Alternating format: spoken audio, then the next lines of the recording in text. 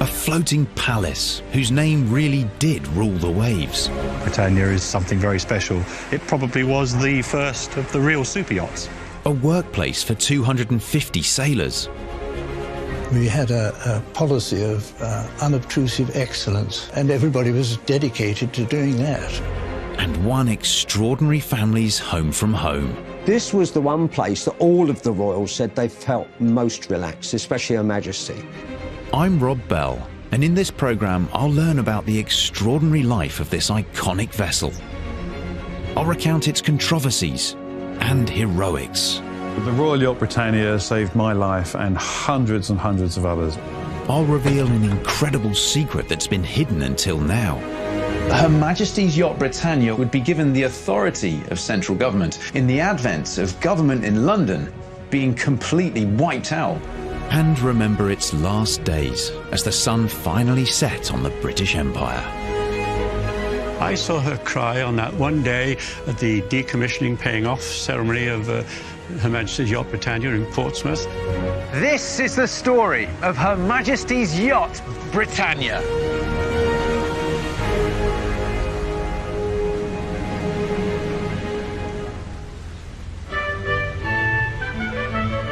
Leith Docks in Edinburgh, final resting place of the world's most famous motor yacht. Preserved for the nation and literally frozen in time. On board, every clock is stuck at 3:01, the exact moment the Queen stepped off for the last time when, on December the 11th, 1997, the Royal Yacht was decommissioned. For the previous 44 years, Britannia had sailed every ocean, attracting huge crowds in every port.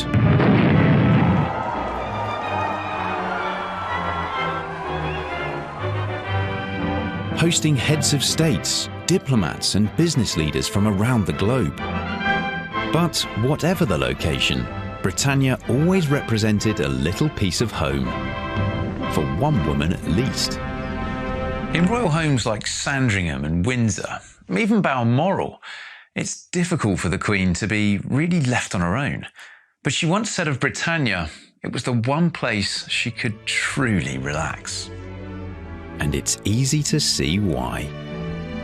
So I'll be going on my own exclusive journey through the living spaces, the dining areas, the staff quarters, and the gleaming engine room, all with their fascinating secrets. During her lifetime, Britannia sailed more than 1 million miles. But how exactly did that life begin? The story starts in 1936, when the new king, Edward VIII, requested a royal yacht that would reflect the British Empire's prestige and importance. It was a far-sighted vision. But, like his reign, it was short-lived. His former Majesty King Edward VIII did declare his irrevocable determination to renounce the throne for himself and his descendants. The abdication crisis meant plans for a new royal yacht were shelved. It took another 2 years and a new king to revive them. George VI envisioned his royal yacht to be one with a difference. In 1938, the Admiralty requested plans for a new royal yacht, which could also be used as a hospital ship as a secondary role.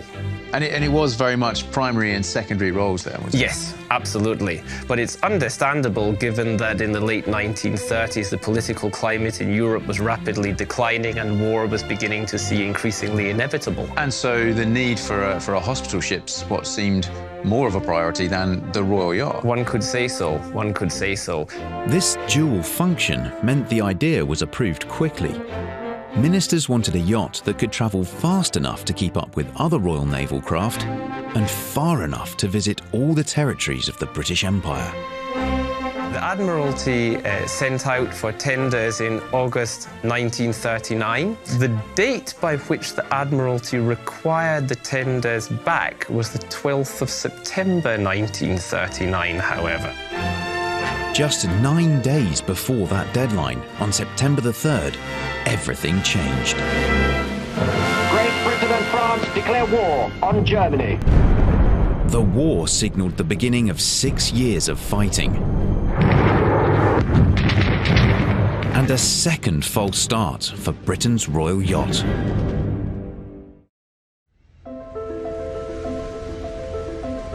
In fact, it wasn't until 1950, 5 years after the war finally ended, that the idea for a new royal yacht resurfaced.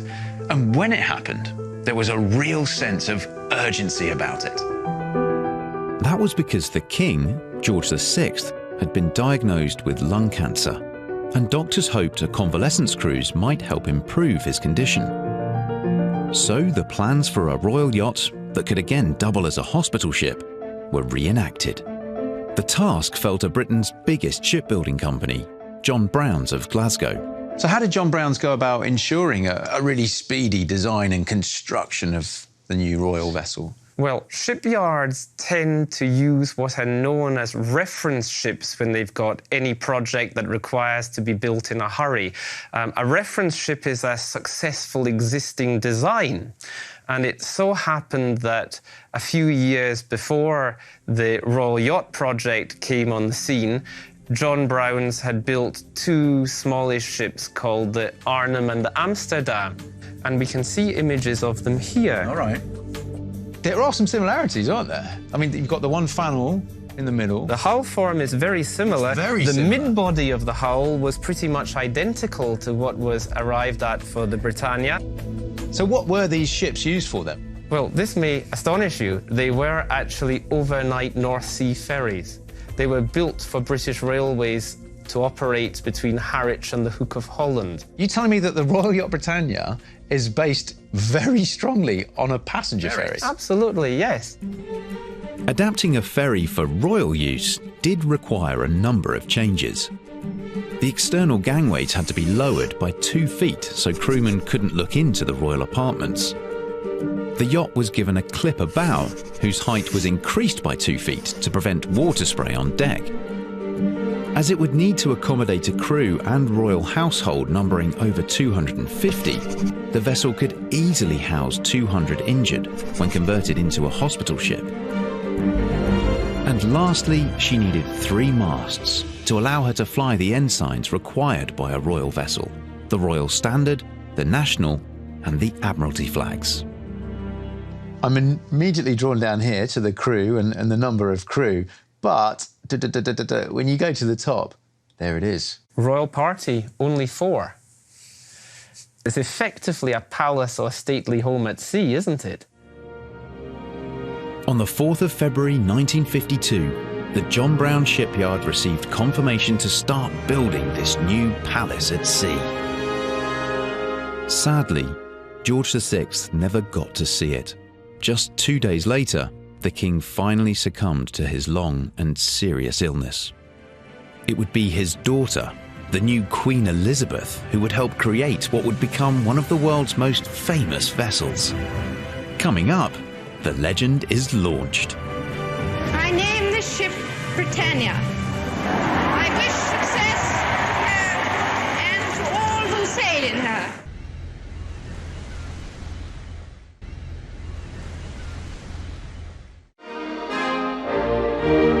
On succeeding to the throne, the young Queen Elizabeth took a keen interest in the new royal yacht, ensuring there was no delay in its construction. By April 1953, she unveiled what had, until then, been known only as Hull number 691. Accompanied by the Duke, the Queen came to perform the launching of the new royal yacht, whose name until that hour had been kept a close secret. I name this ship Britannia. I wish success to her and to all who sail in her. From the outset, the royals were keen to avoid accusations of extravagance. Amidst post-war rationing, they chose a bottle of cheap Australian wine rather than champagne. The Queen involved herself in every detail of the vessel. She and Prince Philip had a special affinity with the ship from the very beginning.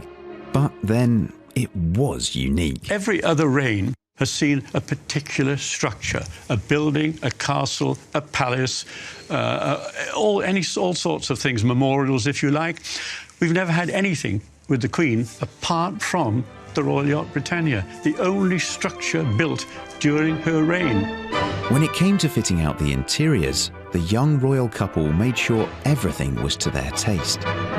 What is the Queen's style then? Most people think, oh, the Queen goes around in a ermine cloak and a crown all day and nothing like that. She's nothing like that. She's a very simple folk. As she has said herself, she is an ordinary woman who finds herself in extraordinary circumstances.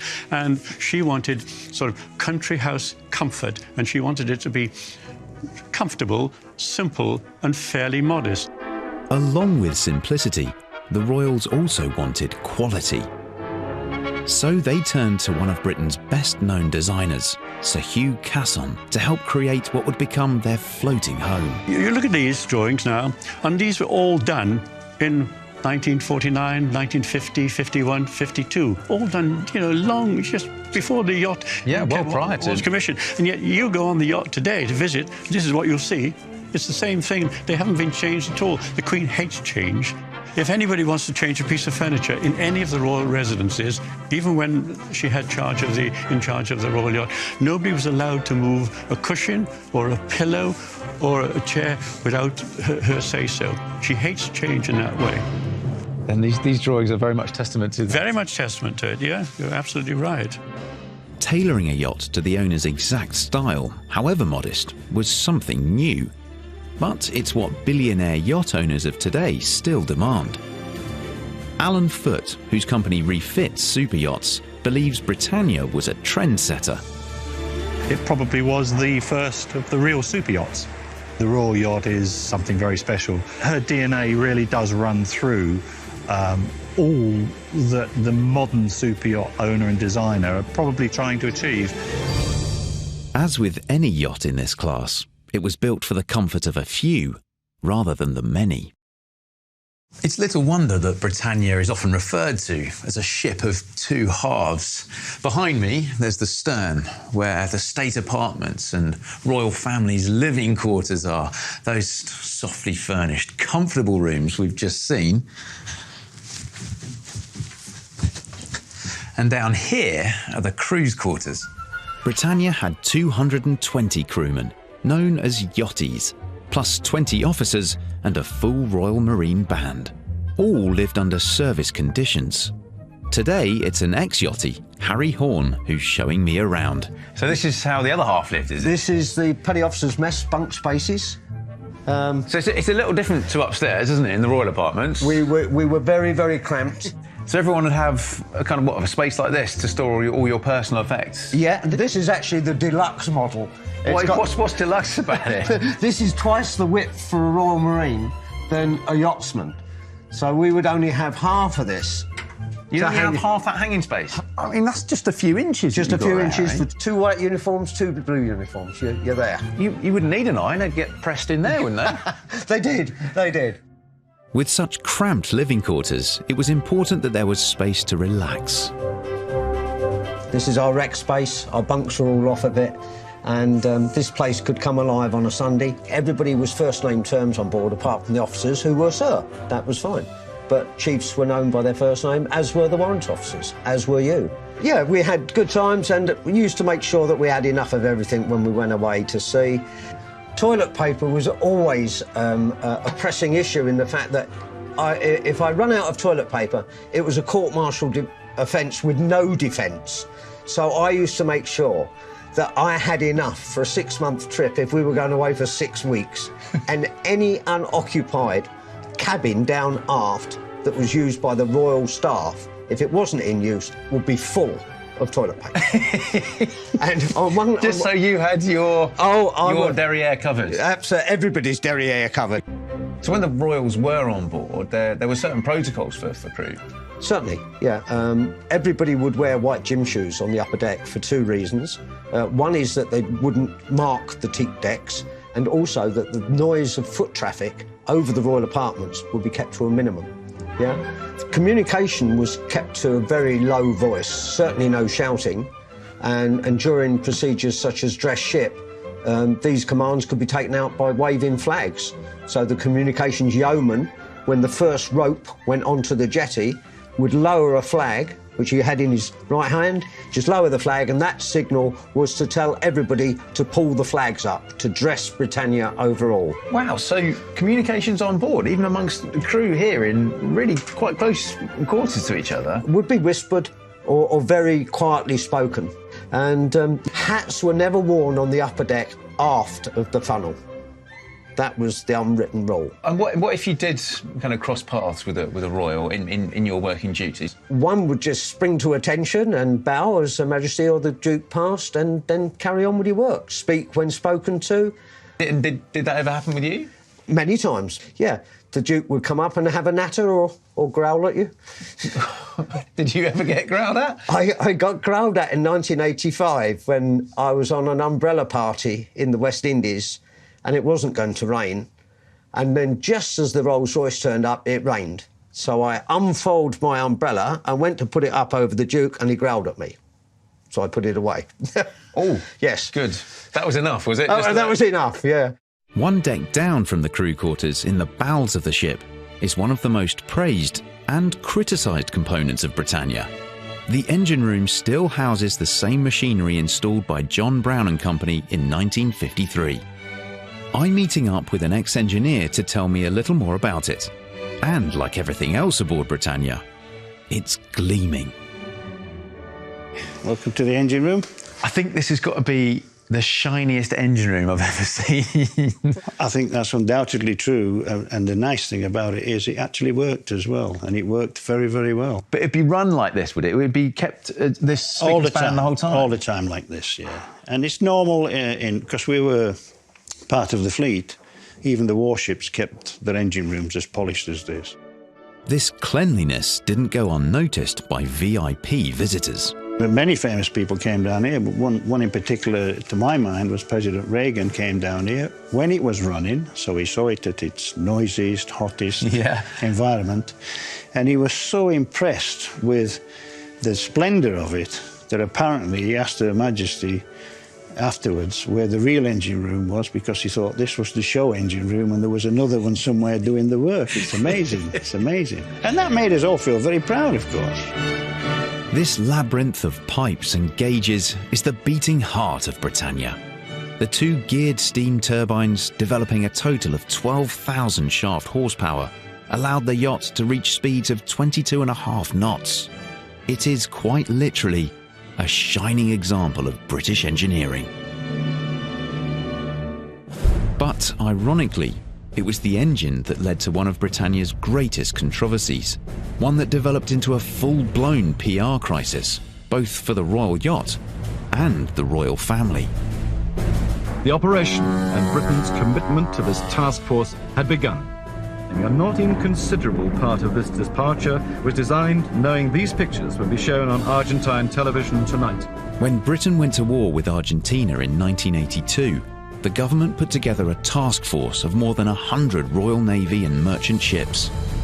The public expected Britannia to play her part, but she didn't. There was a certain amount of criticism that it wasn't used during the Falklands crisis. It said, yeah, why don't we get Britannia down there? They could do with it. We certainly needed a hospital ship down there. The problem was her age.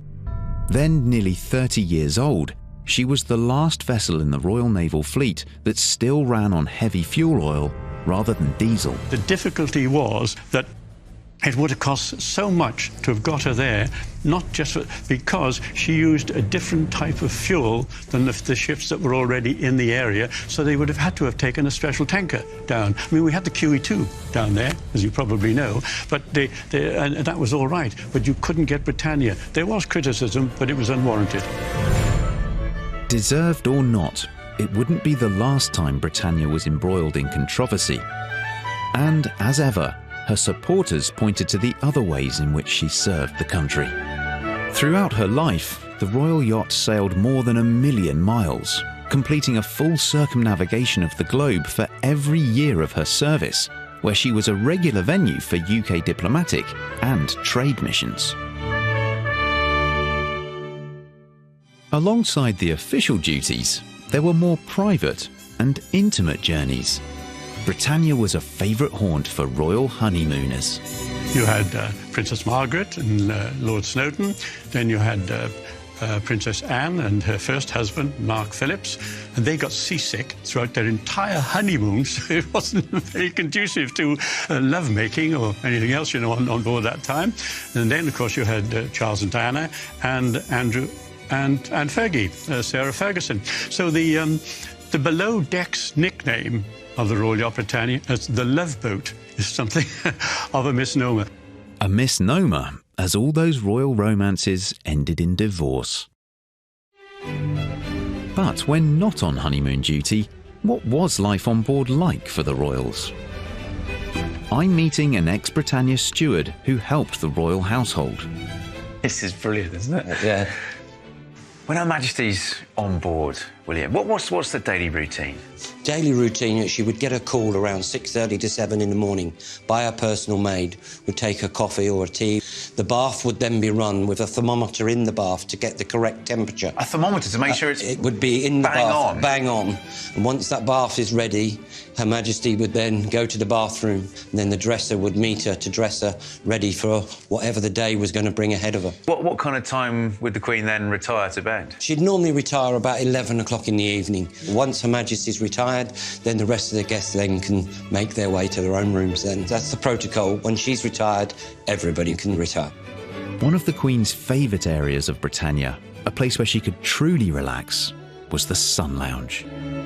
This is where Her Majesty the Queen would have breakfast with the Duke of Edinburgh. They would meet here about 8 o'clock in the morning, have a light breakfast just to get her through till sort of mid-morning for coffee. Really quite informal, isn't it? This is very informal. This is where also she'd perhaps come back and have tea late afternoon, about 5 o'clock. Beautiful wafer-thin sandwiches, cucumbers, salmon, beautiful scones, lovely cake stands, different types of tea, whichever she required. So how formal or informal were certain members of the family with the crew on board Britannia? Some members of the royal family just do not want to interact with the crew. They really didn't. They keep well away. But when we were on royal honeymoons, the honeymoon couple would always walk the ship to meet the crew. And we would interact very much so. But there's other members that just would not come and do that. It was... so you had to be aware that there was that little distance between us all. Here we go. What have you got here, then? Over into the drinks cupboard, yes. And, of course, the favourite tipple of Her Majesty and the Queen Mother of gin and Dubonnet they like to take around 6 o'clock in the evenings. The Queen Mother was dying for a drink one afternoon. She had 2 members of her own staff on board, 2 male gentlemen, that were having a tiff out the back. What, just out the back of here. So she opened the door and said, "Could you 2 queens stop having a fallout? Because this old queen would like a drink, please." And in they would come to serve her drink. The tales of everyday life on board Britannia made entertaining gossip for the papers. But in recession-hit 80s Britain, they began to grate, both for the public and the tabloids. Coming up, the backlash when taxpayers discovered how much it was all costing them. There was horror. People said, why doesn't the Queen pay for one? If she wants the yacht, let her pay for it herself.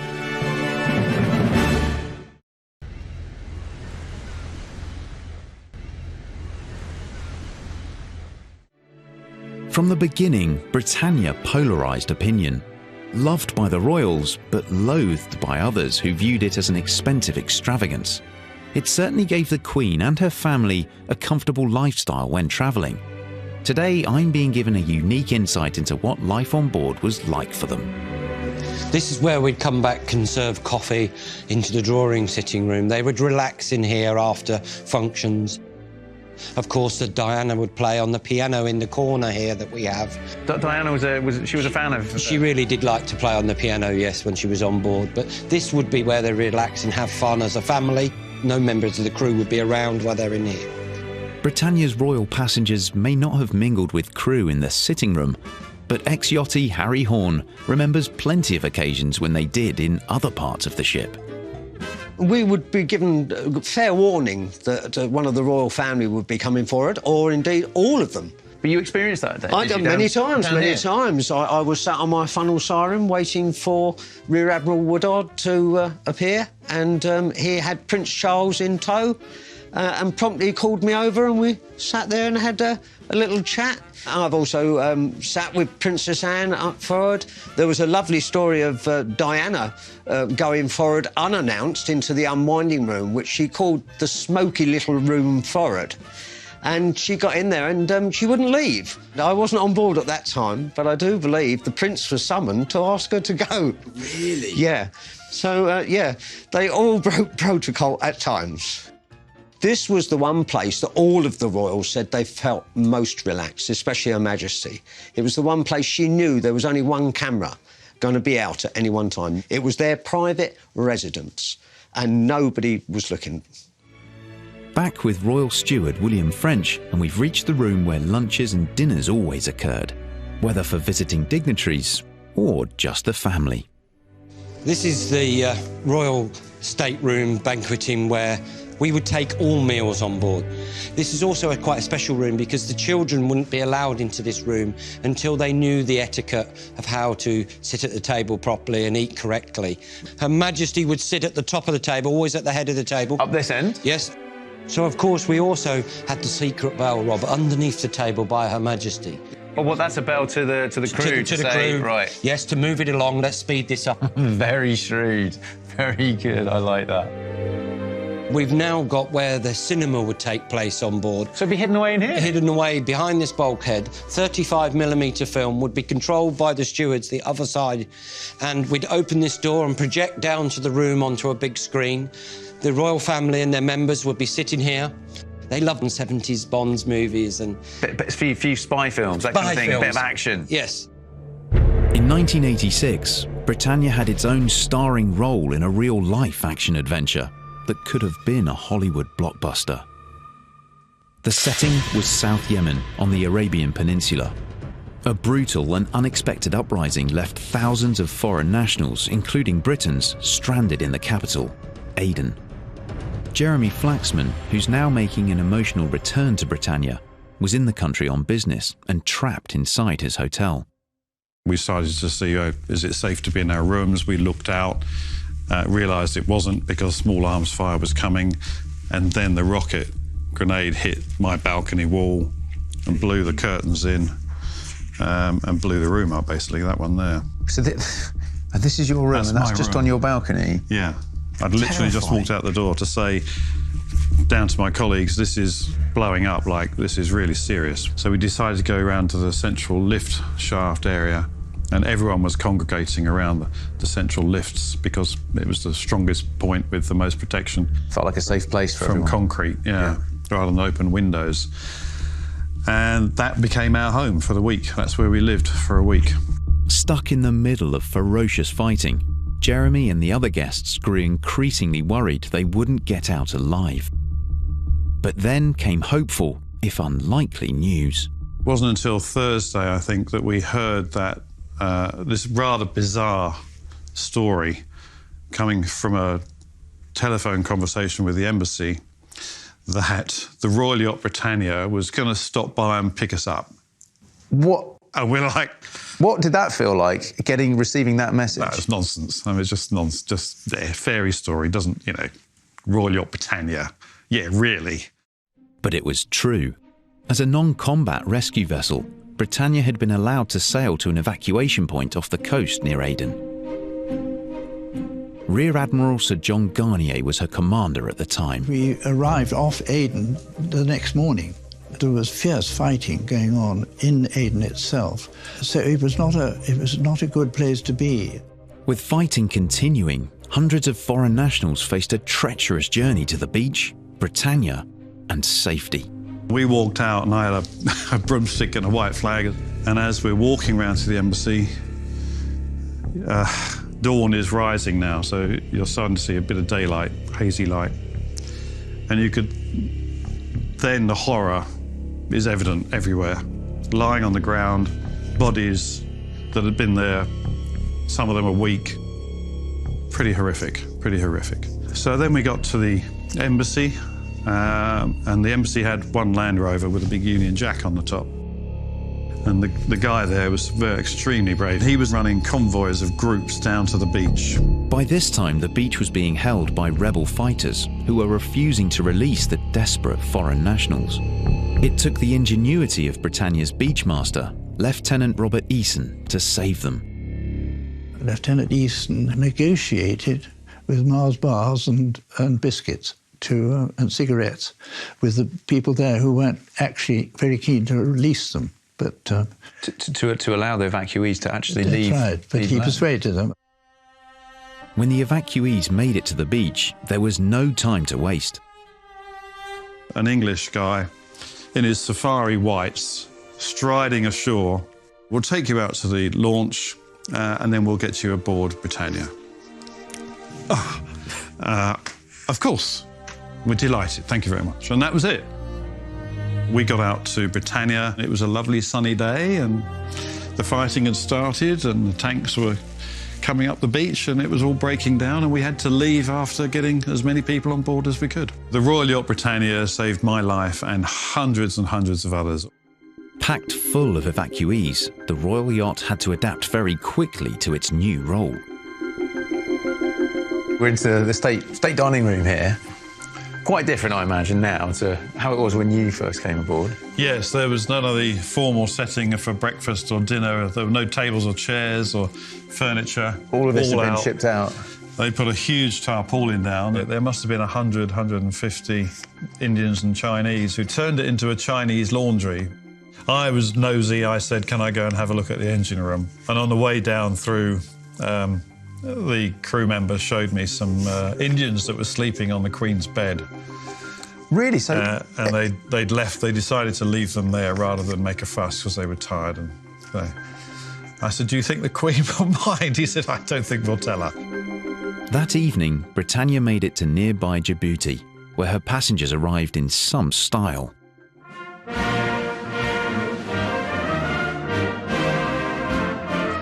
Britannia at night is magical, and she was lit up. She had all her flags and bunting and lights all lit up.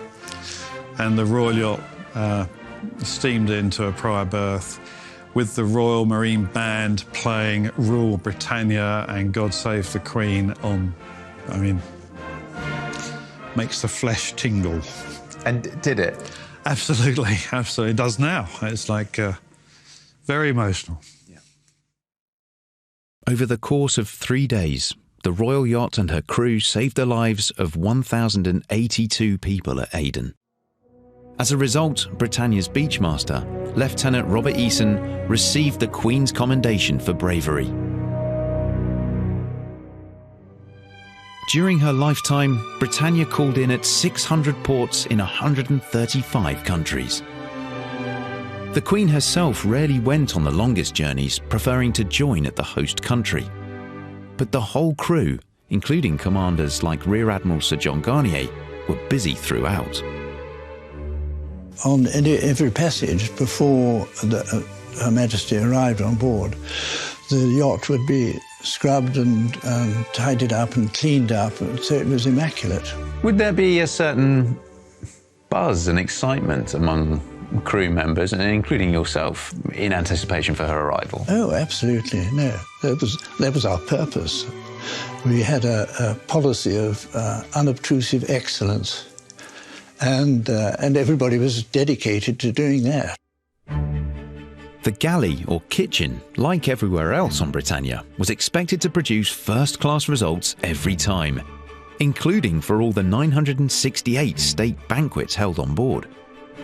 Jeff Hughes worked in the kitchens for over 10 years. We're in what was the Royal Galley. So when the Royals were on board, how many people might you be catering for? Anything in between a dozen and 250, 300. That big a difference? That big a difference, yeah. So it was a lot of people to cater for in a small area. Well, right, so how many cooks would there have been in here in the Royal Galley? Well, when you were on royal duty, the royal chefs would be on. There'd be approximately 4, maybe 5 royal chefs. I imagine maybe a state banquet with, what, 56 people sat next door waiting to be served. Yeah. That must have been the most stressful, the most hard work, wasn't it, to cater for? It was stressful to the point of making sure everything was perfect coming out. The head chef would check everything, try it. Every single dish before it goes out? Every single dish before going out to make sure it was perfect. So what are we looking at here, Jeff? These are some interesting-looking documents. Yeah, well, these are just a selection of some of the menus from different parts of the world that were done for Her Majesty the Queen's meal in the Royal Dining Room. These were some of the chefs I worked with during my time on the yacht. And I've worked with quite a few, but this was a group at the time. This other photo here, you've got Her Royal Highness and Prince Philip mucking in a bit here as well. Yeah, this is the ceremonial stirring of the Christmas pudding mix. If we were on royal duty when Her Majesty the Queen was on board and it was time for mixing the Christmas puddings, they would come in the ship's galley and ceremonially stir the Christmas pudding, put the rum and the booze in, and that paddle there was only ever used for stirring the Christmas pudding. It was never used for anything else. And then who's this handsome young chap? Oh, that's me. Over the Queen's shoulder there. That's me looking over Her Majesty's shoulder. Just keeping an eye, making sure the mix is right. It was all going in, yeah. The banquets, the journeys and the staffing of Britannia didn't come cheap though. During questioning by MPs, it was revealed that the running costs were £10 million a year. For many taxpayers who'd lived through a series of recessions, it was hard to stomach. It's a fun-loving gin palace in that way. That's what people thought. People said, why doesn't the Queen pay for one? If she wants a yacht, let her pay for it herself. But Britannia's supporters pointed to the valuable role she played in boosting British exports. On one trip to India alone in 1992, deals worth £3 billion were signed. Every state visit ended with so-called sea days, where foreign captains of industry were invited on board. They really are amazing. Let me tell you about one. Was in Los Angeles. He was the head of the Boeing Aircraft Corporation, and also there was the head of Rolls-Royce in America. Now, they shook hands, and I was told later that getting together, they'd signed a contract for $200 million. And that was on board Britannia? On board. And I spoke to Mr. Boeing, and I said, what persuaded you to come to this little cocktail party? And he said, my wife came in to see me, and she saw this little piece of pasteboard on my desk, and she picked it up, and it said, the captain of the Royal Yacht is commanded by Her Majesty. And she stopped there. She said, we are going to that. I think it's fair to say it more than earned its money about 100 times over during its lifetime. As Britannia reached her 40s, the questions surrounding her role and running costs intensified. What nobody knew then, and what many don't know even now, was that she was also being held in reserve for a top-secret role. Coming up, the declassified documents that reveal all.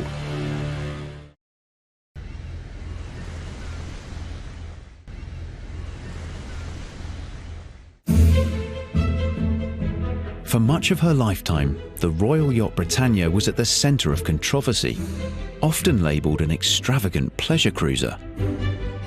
But she was always much more than that. We know she'd been designed to function as a hospital ship, and although she never fully converted, she proved her worth in 1986, evacuating British and foreign nationals from Aden under fire.